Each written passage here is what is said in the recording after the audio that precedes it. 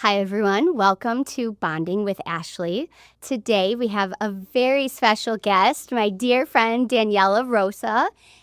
Daniella, thank you so much for being here. I'm so excited to be here. Oh, Yay. Okay, Daniella, you are the creator, founder of AIEA Golf. Yes. For those who are just joining the party, can you explain a little bit about what AIEA Golf Of is? course. It's my favorite thing to talk about. So AIEA Golf launched fully 1 year ago now.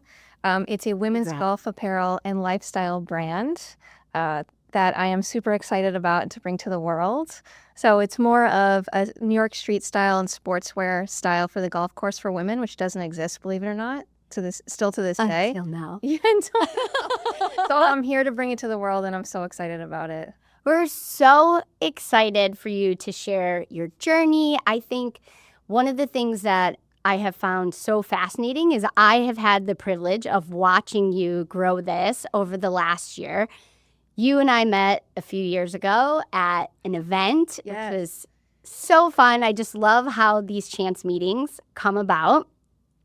But to take it back a little bit, you did not start in the design apparel world. You actually came from this specialty jewelry world, which Yes. I also think is super fascinating, by the way. Yeah. So how did you go from establishing yourself in a space that I imagine was also challenging to break into, and then kind of deciding, you know what, I'm going to go out on my own, do something completely different, and start something completely new and innovative? Yeah, so I've been building AIEA Golf now for 3 years. I've been doing this full-time for 3 years, 1 full year fully in business. But before that, I had a 10-year career in the auction industry. So I started that basically right after I left college. And I knew I wanted to be in the art world in some capacity, even when I was younger, and I didn't quite know what that looked like. So I didn't want to work at a museum. I thought about going into art law for a little while, figured out very quickly that wasn't for me.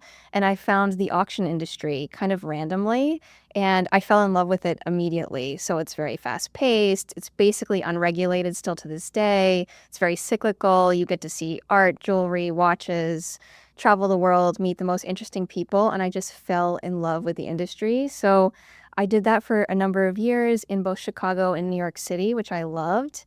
And a couple years ago, I kind of hit a plateau, if you will, in my career. To be honest, I was dealing with some office politics that I wanted to get out of. And the auction industry, I was specifically in the watch world. So I was selling vintage watches at auction. So niche within already a niche business. Oh, cool. So I started it with jewelry, like you said, and then got into watches when I moved to New York City, and did that for a number of years and loved it. And just decided it was my time to leave the industry. It was 10 years in, and I was ready to go.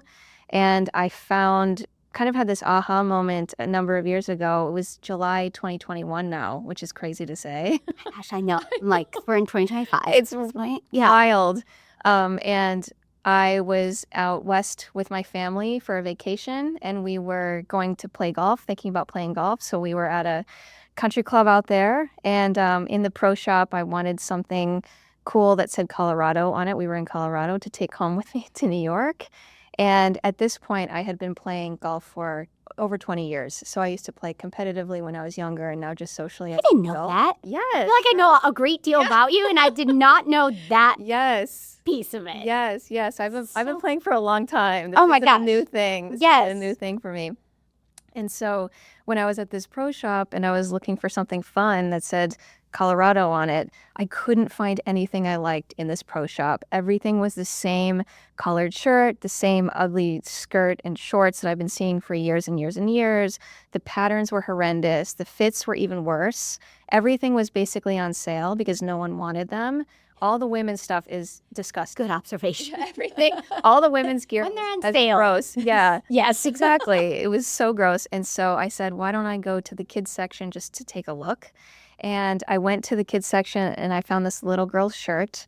It was tie-dye with mesh sleeves and a mock neck collar. And I was like, this is pretty edgy for the golf world. Like, and that says Yeah. a lot.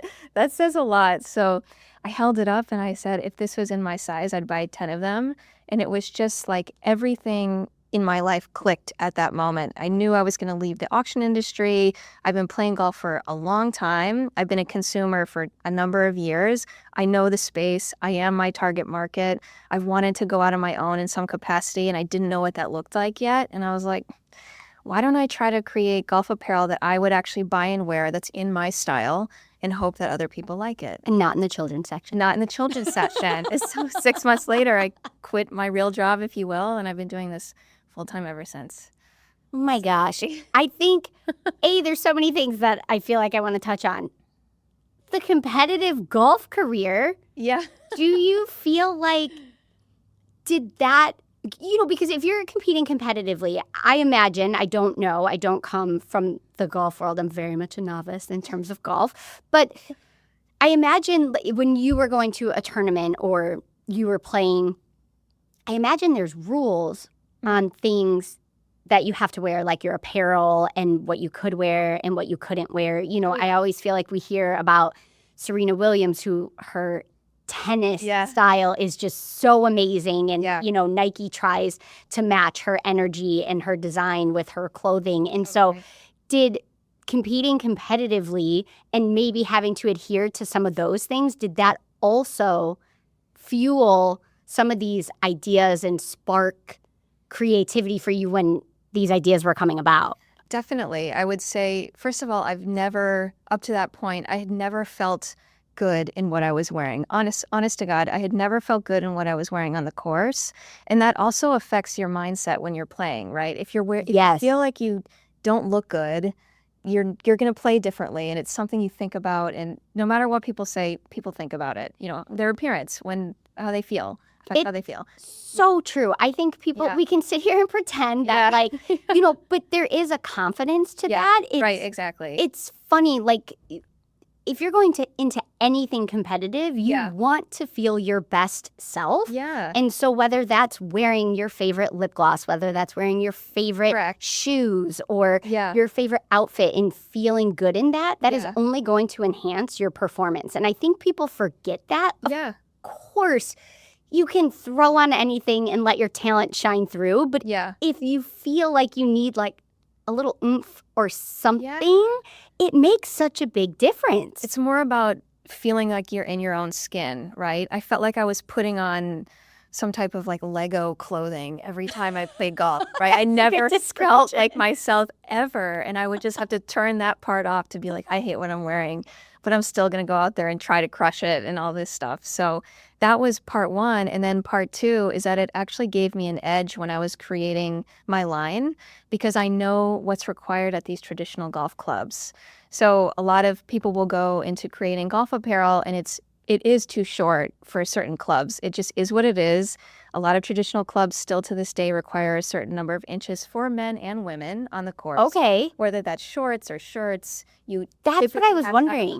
Because if it were me, I wouldn't know that. I would go somewhere, I'd grab something. Yeah.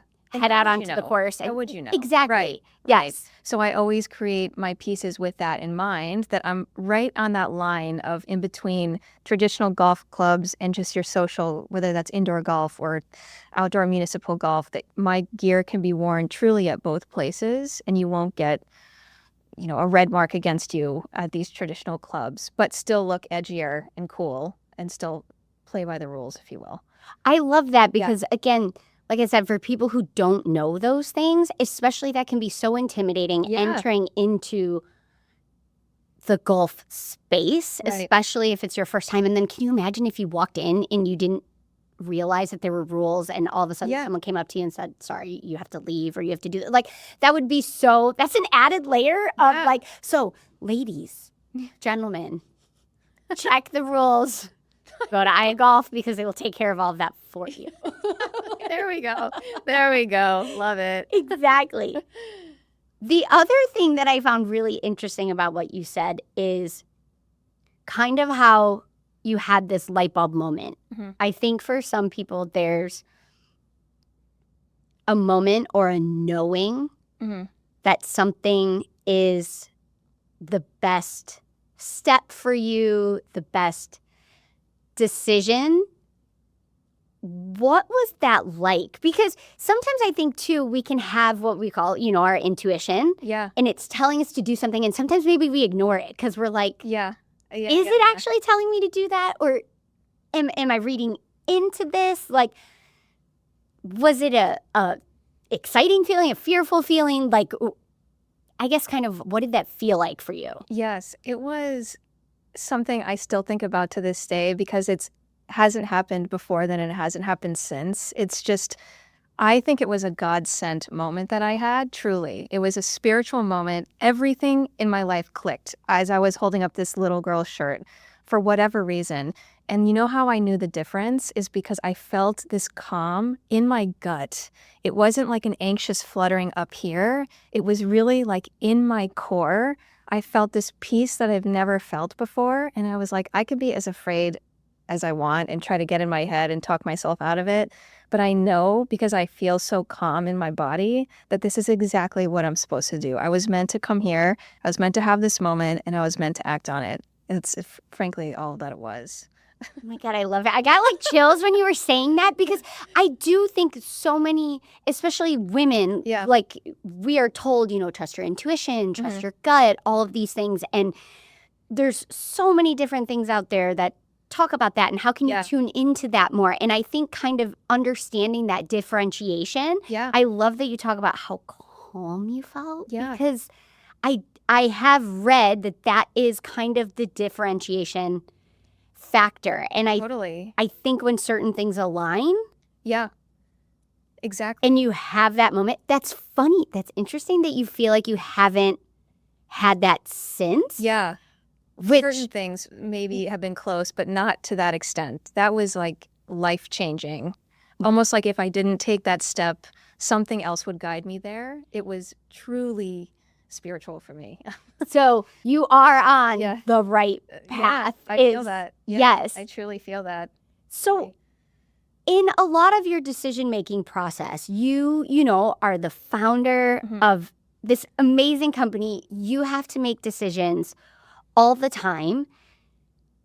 How do you stay true to yourself and continue to grow your business in the way that you want? Whether that is listening to your intuition or learning from mentors and other people. And, I imagine that's hard because you are the one guiding this ship. Right. Which is exciting also at the same time. But a lot of responsibility. Yes. Personal pressure. Like Superman, with great power comes great responsibility. Exactly. Let's go with that. Yes. So I've learned so many things throughout this process of building a business, but also following my gut. And I think the biggest thing that I continue to work on to this day, and it's something I didn't realize I wasn't doing until I started this process of building the business, was truly listening to my body. And it can sound a little woo-woo, but I tended to always overthink things, always have a certain amount of anxiety that guided decisions and like thought things a million times over. And this was my first experience where I was truly listening to my body. And I have learned to hone in on that and truly trust my gut with decisions that I make about the business, because I knew going into this, I'm not going to do it. I'm not going to risk basically everything I have to not build a business that's not aligned with me. Like, I'm going into this 100% myself, 100% me as myself, and the brand is going to be an embodiment of me. So I need to make sure that's reflected in the right way. I need to make sure that I'm not guided and pushed out of that realm as well. Always take mentorship, always take advice to a certain extent, but to really be careful about not letting others project on you, for example. And if it doesn't feel right, you're right to follow that gut instinct as well. Like, I had to really learn to trust myself, trust my instinct, and that always has guided me in the right direction moving forward, creatively, business-wise, with who I work with, et cetera, et cetera. Which I think is amazing because I don't think, to your point, that's always easy, especially if you have people that you look up to and maybe they have. I even think about things in my life where people have given me advice about things, and looking back at it, I'm like, why did I listen to that person? Not that they aren't intelligent and knowledgeable, but like, I know me better than anybody else, and I know what I can do. Why did I, listen to that in that moment, So I think that's really insightful. I also think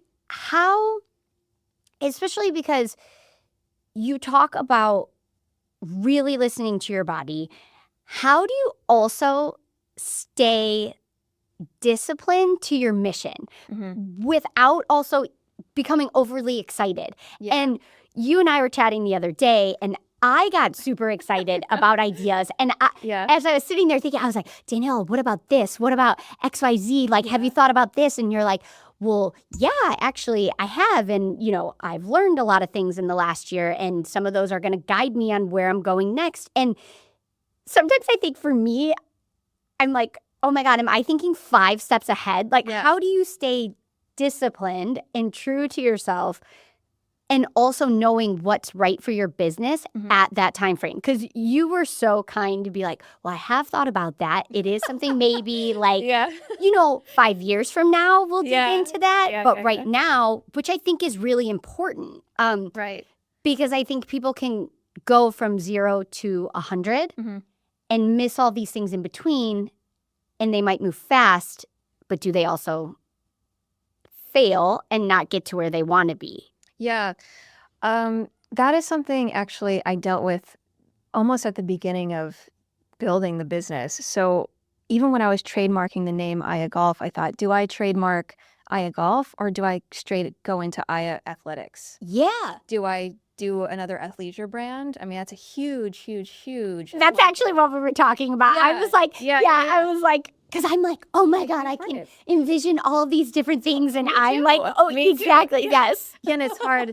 I think my secret sauce up to this point has been staying niche and staying really focused on women's golf. There are 45 different directions I could take the business, and I want to do all of them, of course. I mean, that's one of the beauties about being a creative person, is that you can take one thing and make a million things out of it, right? Yes. But staying really focused on why you started, building that foundation, and then really building your customer base, your client base, finding your people that are really your people and who are your core AIEA Golf girls, if you will, and then building it out from there, just seeing how it pivots naturally. Because I also think that we are, a lot of times there's so much online about put $5,000 in and make $1 million by the end of the year, which is total BS, by the way, and it drives me nuts every time I see that. I love to hear you say this because absolutely wild. I'm like, have they ever actually started a business? You're like, really? Like, I don't. Yeah. Some people do it, but I'm just saying that there's this pressure to be the next billionaire in a year, and it's like the reality of it is, if you want a sustainable business and to be sustainable as a human, you have to start somewhere. You have to build a foundation. And so anytime I feel like I'm being driven away from that, I always recenter and just say, look, this is why I started. This is my mission. These are the resources that I'm working with, and I will eventually get there if I want to. But the foundation has to be strong, because a lot of these brands just go in too quick with too many things. And you may be making tons of money selling 20,000 hats made out of garbage material, but there's no foundation there. People are going to see through that very quickly. And then your brand image is gone. You have to start again with something new. Yeah, that is, it's something that I talked about with one of my other guests as well.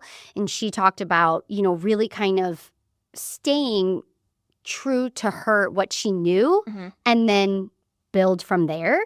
And she's in the creator space, which is also really interesting. And I think that's also a good tip for people who, to your point, want to start something. I think as creative individuals, I know for me, sometimes, like I said earlier, I have so many different ideas that I'm not really sure where to even start. Yeah. And then you have some people that are like, yeah, put irons everywhere. Yeah. But then at the same time, you're spreading yourself so thin. So what I love hearing about that and how you are really focused on your business is really staying true to what you initially set out to do. And then, of course, you can grow from there. But really staying true to that, I think, is really good advice for people, and also hopefully helpful for the creatives who are like, I don't know where to start. I don't know which avenue to go in. And it's kind of almost like, just pick one. Right.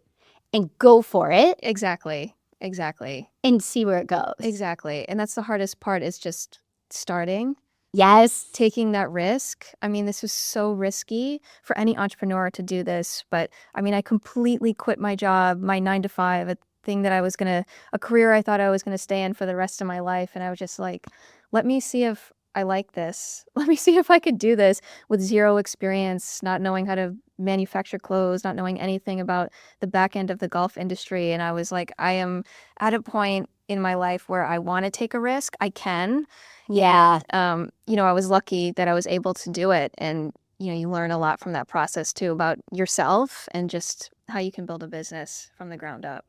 That's something I think is really interesting that you just said, is you did not know how to design clothes. Not at all. But No. I love that you didn't let that stop you from going for your overall vision. Because here's me like, oh, that sounds like a great idea. I don't even know how to start that. But it's like, if you have an idea and you have a passion for something, you can figure it out. Yeah. Like, if your passion is aligned with who you are as a person, if the money, of course, I want this to be my livelihood. Of course, I want to make money. We live in a world where we have to survive, and we need money to survive. So, yes, I think we should all we can all feel financially, goal-oriented as well as following our actual passions. Right. But what gets me up every morning, knowing that there are going to be things that I'm not prepared for, it's just the fact that I'm very aligned with the vision and mission of the business and what I'm trying to do. And it's so much more than the clothes. Yes, I want to have every woman feel fantastic on the golf course. That would make me thrilled until the end of time. But it's also about community building in the space and opening up people to golf culture, not just the sport itself. And that's one of the things I want to show people, and one of the things that drew me to the sport and why I still am in it. It's more about the community, the fashion. There is a lot of golf fashion, the different skills that you need as an athlete to play golf. Yeah. Technical mindset, and the fact that you can play golf by yourself or with others. There's a lot of layers to the game that I feel like people get intimidated by, but it's so beautiful too. And so I really want to share that with people and also have them feel great while they're trying something new. And so the two together is like what really drives me with this business. I love hearing you talk about building community, because I think that is something that so many people are seeking out these days, and aligning themselves with brands where they feel that sense of community, I think, is really important and will continue to be important moving forward. There's this whole overconsumption, realm and topic going on right now, and I think people are kind of looking to go back to what things align with their own values, what things can they, get out of a purchase that is beyond just their actual purchase. Right. The other avenue of community building that you are also working on with AIEA Golf is a Web3 development, which is so intimidating to me. I don't know if anybody else feels that way. I know. I feel like I ask you all these questions. I don't even know what that means. You tell me. I barely know. Like, what should I do?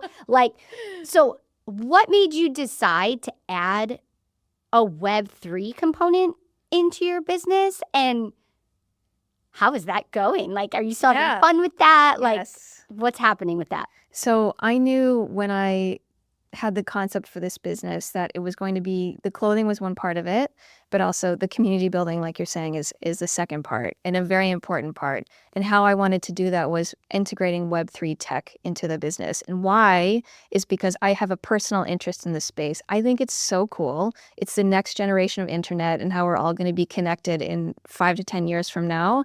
I just love the technology behind it. That's literally all it is. That's why I'm integrating into the business.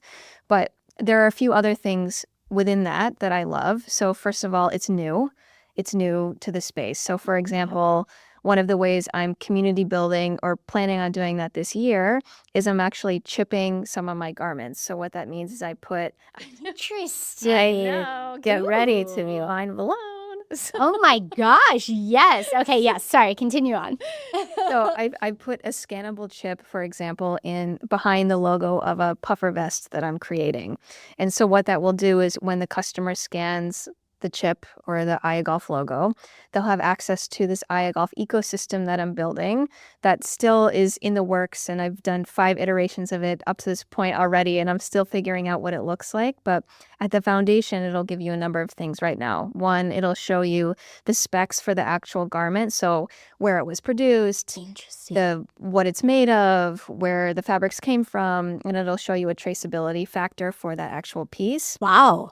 2, down the road, you could actually resell the piece if you wanted to. That doesn't make super sense right now for my stuff, but down the road, that could be a thing. You could resell the piece and get a royalty from it. I know. So it's like engaging with the love customer that, in a different actually. way. Yeah. Well, because I feel like, even in my own closet, there's things that I have that I've had for years that Right. still are in amazing condition. Yeah. I still feel like they can be worn, and I hate to just not give them to someone Right. that may be able to turn it into like the coolest Yeah. looking thing and accessorize it and do all these things with it. And so, and again, to that overconsumption point, Right. it's like there are so many well-made things Right. and clothing items that we should be figuring out ways Yeah. to do things like that. Right. I agree. And it also shows you actually where the garment was produced, if the companies are being real with you about what is in the actual piece. Quality over quantity for sure is becoming a bigger theme in life, and I'm glad. Like, everyone should want higher quality clothes in their closet that can last longer. And then what other things within the portal, eventually I want to gamify the experience, so a way that I can talk to the customers in a different way. For example, like, okay, I have this shirt, here are 3 color options. What color do you think I should make X, Y, and Z garment in my next round of clothing? And like, give people an option and a say in what I produce down the road, because I never had a say in what golf apparel looked like. I just had to wear the ugly pieces and dealt with it. So it's a way of engaging with the customer in a different way that's like feels fun and new and fresh and low pressure. Which I love that. Because like you said, who doesn't want to feel a part of something? And again, all of those things that you said really are creating this community. I think that's what I find so interesting about all of the new technology is how can we really bring people together and give them a sense of community through this technology. And I think that's a brilliant way to bridge that gap. Yeah. Oh my gosh, I'm so excited. I'm excited too. I know. I will say you tease certain things on Instagram. Like, I always get excited when you guys do, like, of course, like, there's the fun this or that. But then there's also, you guys are like, oh, should we focus next on designing this or this? And I'm like, ooh, I want this. Like, and it's so exciting for me as a consumer and like a social watcher. And I'm like, oh my gosh, I'm actually going to make it. I do. I really do. I really want to engage people. I want people to have a say in its rounds of clothing. Like, that should be a thing for a lot of brands, and no one does it. So that's amazing. I am also envisioning, like, hopefully we're going to do this again, 3 years down the road. And I'm envisioning like a Roblox partnership and like. Oh, girl, we are on the same wavelength. I was just talking about that earlier today with someone. I was like, I could do AIEA Golf clothes on Roblox characters. Oh, check Or, mark. Love it. And Lego. I mean, we talked about Lego earlier. Oh, such great. I know. There's so many things brand partnerships. Totally. Yes. We're gonna yes, this is gonna get squared away. I'm very excited. So when we do our follow-up, everybody and hold us to task and see how this is actually. I love it. I love it. Oh my God, I'm so excited. So there are so many facets of your business that you are growing brilliantly. How do you manage your energy and your time? And what I mean by that is this is like your passion, your baby, so to speak. I put that in quotes. Like it is. Yeah, you know, like it is. And I have to imagine, since it's really you making these decisions and having this responsibility to this idea that you've been, you know, if you want to say aligned or almost like gifted with, how do you also not get burnout? Like that's a lot for one person. And in order to stay at your best self, how do you deal with that and keeping yourself healthy and open to creativity? It's very difficult. I definitely burned myself out last year, and I can look back now and say I learned a lot from that. You know, during it was a wildfire of a year in a good way, but I made a lot of mistakes. I dealt with a lot of people I shouldn't have. I was spreading myself very thin, and you put a lot of pressure on yourself, especially as a first-time founder, to say, okay, I left this 9 to 5. You had a schedule, right? I could turn to work after I left and for the weekends. And so you think when you go out on your own, you can make your own schedule, which you do. But 3 years in, still, I have a hard time finding a schedule because I almost feel guilty for not when I'm not working. I'm sure. Totally. I feel totally guilty. I've gotten better at that because I was getting burnt out. My body was changing. Like I was like, okay, I'm so tired that I can't actually function and make real decisions that I need to, and things are getting put on the side. So I have come into meditation and breath work heavy over the past couple years. They have been life-saving things for me. I meditate almost 2 hours a day now. Really? Yeah, not in one sitting, but it's been an absolute lifesaver for me. I'm always taking walks, making sure I'm doing my meditations and really centering myself. And again, reminding myself of why I'm doing this. Yeah. Not falling to the pressures of I need to be X, Y, and Z a year from now. Like a true sustainable business, and I don't even just mean that financially, as a founder too, you have to be able to pace yourself, and the good things always take time to build, right? Yes. You can't always expect to be a raving success overnight, and the best thing I've ever heard was, it took me 10 years to become an overnight success. Yes. It's like, it's so true. I think that's such a good reminder. Right. No one's for people. An overnight success. Yes. You have to put in the work. But yeah, things like meditation, breath work, taking my walks, and just making sure that I'm eating. No, I mean, that's a valid thing, because I think even, you know, no matter what kind of job you have, if you're an entrepreneur, if you're working a 9 to 5, if you have multiple jobs that you are trying to do, I think sometimes we're so focused on the goal, and we can do this and push yourself beyond sometimes what your body is able to do. That forgetting to eat is like an actual it's a thing. Yes, it's a thing. Actual thing. Yeah, not one that I recommend, but No. it is something that I hear from multiple different people and myself. So yes. Yeah, totally. Yeah. So those are mandatory in my life. I have to have that. Journaling has been really big. That's something I took up about 1.5 years ago as well. I never used to journal. Now I have to have my journal with me always. It's just anything that comes to mind. It's not about what did I do today. It's more about here's a thought that I had. Here's how I used to react to that. Here's how I'm reacting to it now, and just kind of breaking down different thought patterns that I'm basically like scrapping and recreating. You're unlearning more than I'm learning. Yeah. In this space, just by being an entrepreneur and doing something completely new. Yes, of course I'm learning about, manufacturing and all that stuff, but more so it's about unlearning bad habits. For example, talking down to yourself. Yes. Things like that, or saying they know better than me, or, things like that, just bad habits that you either grew up with or you learned from external things throughout your life, and you just have to get rid of. Well, and to your point, when you're starting something new, you're the one that defends it. You're the one that brings the ideas to it. You're the one. So when people say things to you, I have to imagine it almost feels like a personal thing. Like if totally. someone has a thought or an opinion, whether it's valid or not about your business or maybe a decision that you made, you know, having that foundation and inner strength of knowing, is this constructive criticism? Mhm. Is this something that I want to take on? Yeah. Is this something that I think is valid? Mhm. Like, I think that's really, really honest and heartfelt, because I do think those are things that people work to overcome Yeah.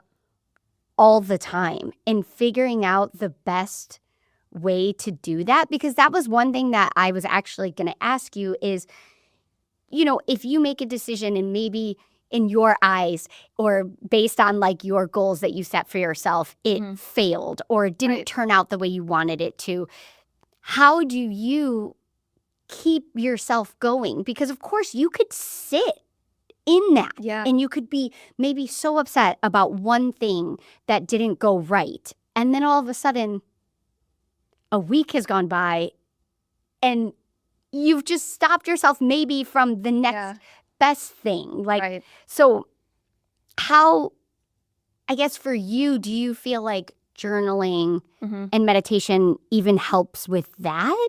It does. And that's something that just was practice over time. I mean, when I first started a couple years ago, even just building the business, it was a lot of anything that was said to me, I would take to heart, good or bad. So I would take it personally, like you were saying, and there was no reason not to. This business was an extension of my soul. Like, so if you say something, you're like, this was my idea. I know. I feel like it was against me, you know? So I had to practice to not take in everything, like you were saying, and also filter the advice. And I am by no means saying that I knew everything and that I wasn't taking advice, because I do love true mentorship. And it took me a while to actually find mentors that know what they're talking about and have been doing startup businesses for a while. So they actually have been through the process and they understand what you're going through. And to not take a lot of the noise to heart and actually shift your business because of that. Again, getting away from that other people know better than me mentality. Yeah. Because it's not always true. There's a lot of projection. I've found a lot of people put their unrealized business ideas on you. And I didn't even realize it until basically years down the road of like, oh my God, I need to really be careful about who I'm listening to, but also what I'm taking in. Not just who I'm listening to, but what I'm taking in. And when you make that decision, you open yourself up to people that truly come into your life that have your best interests at heart, but are also more aligned with your trajectory, not just your purpose, right? Like, no one's going to love this business as much as I do, and I understand that. But you slowly but surely find the people that have been there, done that, essentially, and can be like, yeah, I understand it's really difficult. Like, you've never cried so much in your life. Me neither. I understand that you failed. Oh my God, wait, you're going to have 25 more, you know? So it's a really big learning experience to look at yourself and be like, how much can I handle? And I need to build on that. It's just something you practice every day. And one day you wake up and you're like, I failed. They didn't like my clothes. It's okay. You can't be everything to everyone. You can't be everything to everyone. So that is a very good reminder. Yeah. You know, I think that was, you and I kind of talked about that the other day too, because we were just talking about, you know, wanting to feel inviting to so many groups of people and wanting to like reach every single person. And I feel like that's an interesting tie-in, because even on the personal level, it's like you're not going to be everyone's cup of tea. Yeah, exactly. Thank you. Yes, like you're not. And one thing that, you know, someone in my life used to tell me all the time growing up, there's always going to be someone smarter. There's always going to be somebody prettier. There's always going to be somebody taller. There's always going to be somebody smarter than you. Yeah. And it was said to me in a way that it was like, and that's okay. Yeah. Like, it's not a big deal. Right. Like, you are you. Right. And you're going to go and get things that other people don't, and other people are going to get things that you don't. Right. And so I think that's kind of that same vein of really trying to remember that. Right. Because I also think, too, when you have an idea for something, and especially something that you're building and is continuing to grow and build, you mentioned not taking on other people's like unrealized dreams and ideas. And that, I think, is also challenging to discern, because you want to surround yourself with people who genuinely have your best interests at heart. It's and true. Sometimes that's hard to know and really evaluate and understand that. So I mean, that's a really great thing that I feel like you're mentioning now and very early, I would say, in your business to know that. Yeah, I feel like the past couple years, and I say this with a lot of respect for where I've come to this point, but I feel like I failed fast, and I don't mean that in a bad way. I like that. I do. I feel like I failed fast. I was throwing spaghetti at the wall, and just anything that would stick, I was like, yes. Anyone that would talk to me, I would take it. Anyone wanted me to drive to them to sell stuff out of the back of my car, I was doing it. I still do some of that now. Yes. You have to do what you have to do. Yeah. You get to a point where you have to say to yourself, okay, this is who I am within the business. I need to be really focused on building it in a different way and not being everything to everyone, and also taking the advice and aligning myself with people again that have been in a similar spot or understand the overall vision, not just like, okay, you're creating women's golf apparel. Anyone can do that, and there are a million brands out there. But why are you doing it? Who are you as a person behind the brand? Who do you want to attract? And move forward with that, and make sure that the noise doesn't get to you too much, because there is a lot of noise. And I can't tell you how many people have to my face told me, I don't like your clothes. And it used to just rock me off my boat. I would go home and cry and be like, this is the worst. Do that? They Also, do. Some people, I'm like, why? Why do you think that you that's a good idea?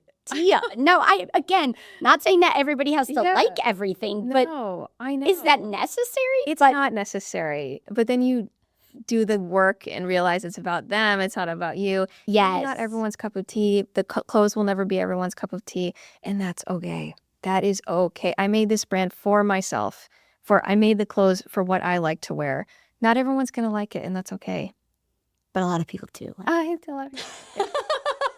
That's when we get to that point where it's like, find your people. Yeah, exactly. Which is something that my goal is through this podcast, is to help people understand that everyone has people. Yeah. And you just have to find them. Yeah. I think going back to how you and I met, I think I want to inspire women our age. You know, we're not in our 20s anymore. We're a little bit older. Making friendships, I think, is a little bit different than when you're in the high school, college, 20s age frame. And you really are trying to find supportive and encouraging and caring individuals. And I don't necessarily think that's easy to find. Not. I feel very fortunate. I feel like I have a good group of people, and I feel so fortunate when I meet people such as yourself, like in a new environment, in a new atmosphere, and then finding, oh my God, this is how this person and I met. Yeah. Like, it's so fun how that aligns. Yeah. Do you feel like you have, or are you still currently building kind of your community outside of mentorships? Because I think mentorships are great for everything that we want to accomplish in our career, and hopefully certain, life lessons can be learned as well. But kind of having that support system that no matter what it is, you feel like you have this group that just has your back, I guess, so to speak. I feel like everyone goes through friendship waves, right? You want different things at different parts of your life. Yes. You were saying college, you want something different than right now. Right now, I am definitely looking for substance, right? Yeah. And that is just real, like even at the base of it, just you be you, no judgment, I'll be me, no judgment, and we could just hang out, that kind of thing. Yes. And it is difficult it's always difficult to make friends, but especially as you get older and you're looking for Yeah. different things.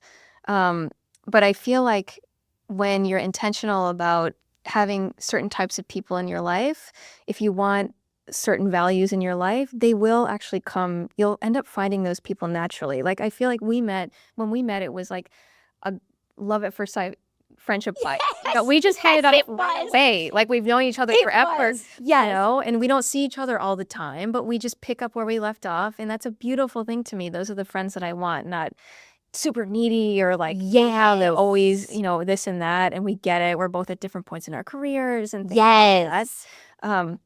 And last year I had to go through a couple girlfriend breakups, if you will, friendship Oh. breakups, right? And that's really hard to do. Yes, and I think that's something that not a Yeah. lot of people talk about. We No. talk about romantic Yeah. partnership breakups, and Right. I do think that our friendships Yeah. are equally as important and devastating if I think it's something harder doesn't. to break up That's what I with. was going to say, because Yeah. you always think Yeah.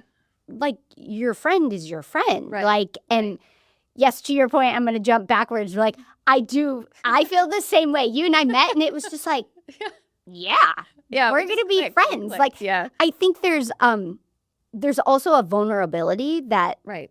I think helps. I feel like the older I've gotten, the people that have newly entered my life, I guess, if you will, are people that I felt like I could be vulnerable with. Yeah. Yeah. And it was recepted Mhm. in a great way and reciprocated. Right. And then it's like, Yeah. oh my gosh, I really know this person. Right. Like, to your point, I'm like you said, sometimes like you and I go months, and then Yeah. all of a sudden we're just like, oh my God, yes. Like, Yeah. and we're back. Yeah, Like, exactly. you know? Yeah. So, yes, but okay. Dive a little bit more into these friendship breakups, because I think so many people are feeling so alone Totally. in this world right now. Yeah. And I want to help remind people that, those feelings are valid, Mhm. that it might feel like you're alone, but remembering Mhm. that you're not. Mhm. And so what was that like for you, or how did you overcome those feelings? Because it's a grieving process. It is grieving. And I noticed that I needed to do that when I felt like energy was just being taken out of me every time I was with these certain friends. And we're in different life paths, and I always respect everyone's journey differently. We're doing different things. No judgment, Yeah. total compassion, but it's also like, okay, I need to be real with myself about the people I want in my life. And that doesn't just mean boyfriends, like romantic relationships. I need to have people in my corner that are truly in my corner, not just as a cheerleader, but as someone who can be an ear. Yeah. Someone who can really sit down and be like, okay, I can tell something's off. What's going on? And we don't have to go too deep, or we can. And it's very non-judgmental. And It's like, can we just sit in the same room yeah. or go for That's a the thing. walk? And it's Yeah, okay like, if be we don't silent talk. together. Yes. Exactly. Yes. Like, I do Yeah. think there is a comfort that comes Right. from physical, Right. like, closeness. Yeah. Like, whether Absolutely. it's going for a walk or just Absolutely. like, oh, yes. Yeah. Hey, People that don't drain one of my you. favorite people is here. Yeah, exactly. Okay. And there's no pressure. It's not like we have to Yes. engage all the time. It could just be chill and like normal. Yes. So I'm never tired, I Yeah, just want to yeah, hang. yeah, I just want to too. hang and like read a book. Everyone has like, 5 different side hustles. I think everyone is tired. Like, Yeah. we have to figure out ways to connect that Yeah. we can like Yeah. re-energize Yeah. together. Exactly. But I also did notice when I was with certain friends that just took so much out of me, I didn't have room for new people that truly aligned with me as a human to come in. Like I was spending so much of that energy being tired from those friendships, or just like giving so much, that I wasn't able to receive anything new. And that's when I had to take a real deep dive and say, okay, I don't want to cut people out, but they're frankly not good for me. They're not good. We're at different spots. We're looking for different things. And I just need to be real about that and look out for my health. And, Yeah. Because I do think things like that, when you start to notice, Yeah. that you do have to take care of yourself. At the Yeah. end of the day, you're the person responsible for feeling your best self. And Yeah, we always exactly. hope that we have. I mean, don't get me wrong. Like, I love a team. I am a team person. Like, my whole life, like, yeah, I do love being the cheerleader for other people too. That it's just in me. But to your point, it's like there are certain relationships and interactions that do have to have boundaries on them. Right. And sometimes I feel like maybe they're boundaries that just kind of have to be that way for right now. Yeah. Doesn't mean they're going to be that way forever. Exactly. But we do also only have so much bandwidth as human beings in our day-to-day lives that it can't always be the giving energy that's not also fueling you. And to your point, of course, everything comes in waves, right? Sometimes maybe we'll have a friend that we have to give a little bit more to, you know? You read all these really interesting things about romantic relationships, and sometimes there's one partner that floats kind of both people for a while, and then it flips, and then they kind of fall back into balance. And but I think that's important, and I think knowing that you have to do that can be really hard. Yeah. Because that doesn't mean that you don't care about someone. That's right. Yeah. That doesn't mean that there has to be like a huge full-blown incident that happened, that kind of like made it that way. Exactly. It's just kind of that knowing of like, oh, this is best moving forward.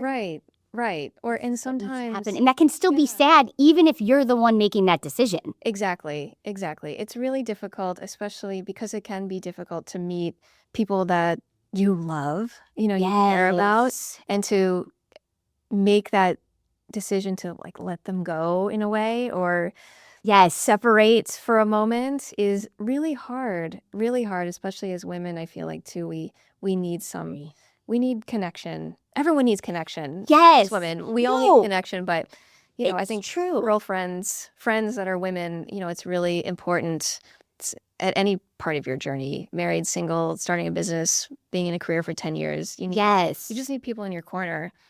That's the thing is I really encourage everyone to try and find like your corner. Yeah. Like you said, because I think it makes a world of difference. I am so grateful for all of the women in my life. And I will say even the men in my life that I have great friendships with. But there is something about having your female friendships that I don't know, just really make you feel good. They bring an energy, I think, that just fuel all of your passions and everything that you want to accomplish. And so, so I think that's amazing though, but I think that's very real because that's a real piece of friendships and a real piece of life and moving through different stages. Right. What piece of advice would you give to, because we kind of touched on, our age, but there is this whole younger generation of people who are moving through a new time period with technology and all of these different things, something that you are becoming so well versed in. And what advice would you give to younger women to help them find their corner of women? Ooh, that's a great question. I would say one thing I've always done, even since I was younger, is I really like to try things that I'm not good at. So for example, I just joined a writing club. I don't write. I don't write novels. And I was like, I'm going to find creative people that are doing something different. Really, you have to take the risk, if you will, of putting yourself out there because you will naturally find those people. you will naturally find those people. If you just put yourself out there, it's hard. We both put ourselves out there when we met each other. Yes. We were both alone at the same at place. an event. Yep. And we happened to click right away. Yes. And we were at kind of a weird random event. It was Yeah. anything in either of our industries. Yeah. Just like, we're going to go. And then you find your people naturally, and that circle will grow. But the people are out there, and you just have to always have an open heart about it.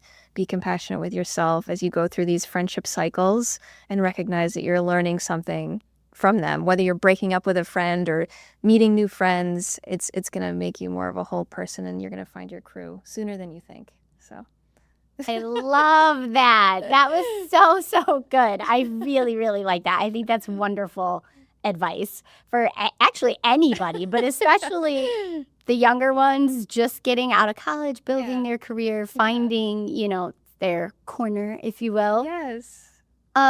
So you have so much on the horizon. Is there anything that you want to mention for everyone listening that might be coming up for AIEA Golf? And where can everyone find you?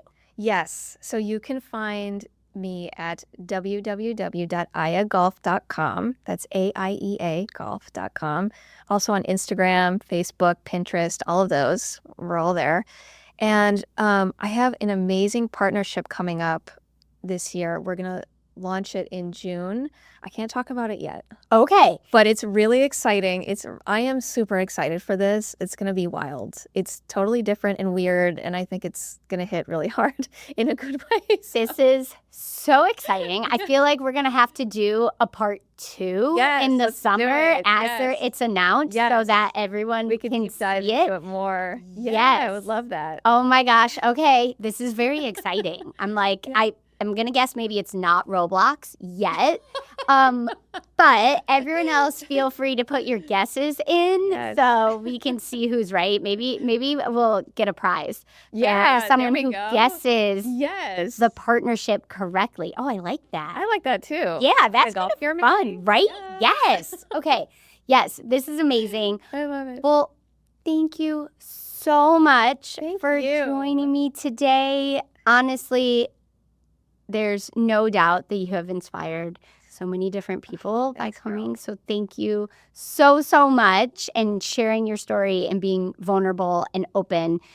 And it was so great to have you. I am thrilled to be here, really. I'm so excited for you too. Thank you. I know. For having me. Of course. And we're going to have you back. Obviously. Yes.